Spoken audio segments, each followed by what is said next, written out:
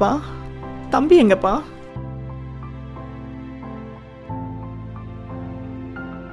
மதன், உன்னை இங்கே கூப்பிட்டது ரெஜிஸ்ட்ரேஷனுக்காக மட்டும்தான். வந்தோமா, வேலையை முடித்தோமா, உன் பங்கு என்னவோ அதை வாங்கிட்டு போயிட்டே இரு.